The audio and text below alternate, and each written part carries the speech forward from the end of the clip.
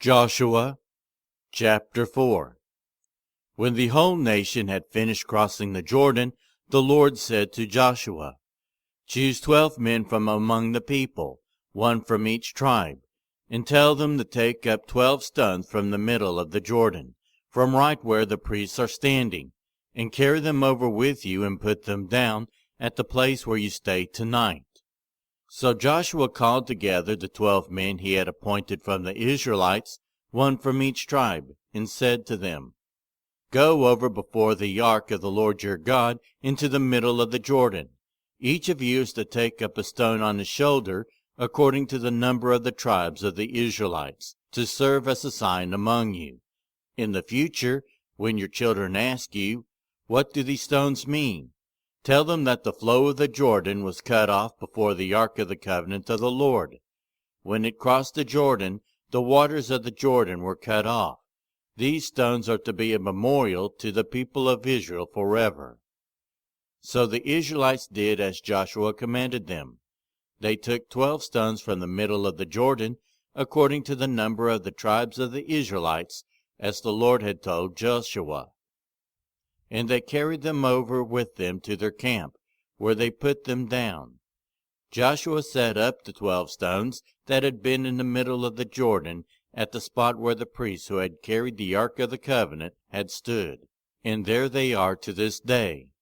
Now the priests who carried the ark remained standing in the middle of the Jordan until everything the Lord had commanded Joshua was done by the people, just as Moses had directed Joshua.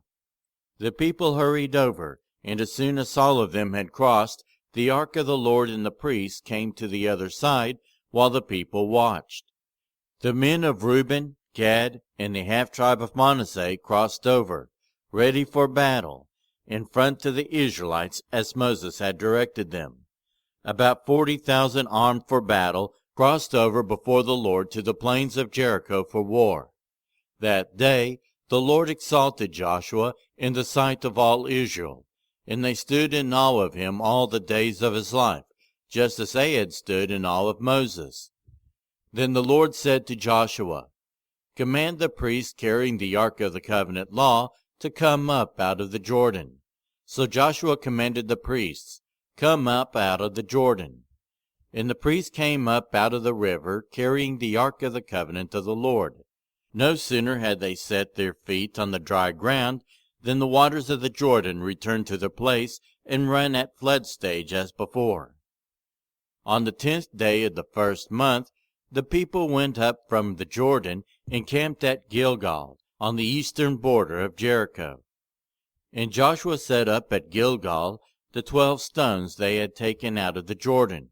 He said to the Israelites, "In the future, when your descendants ask your parents, 'What do these stones mean?'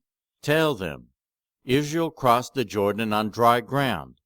For the Lord your God dried up the Jordan before you until you had crossed over. The Lord your God did to the Jordan what he had done to the Red Sea, when he dried it up for us until we had crossed over.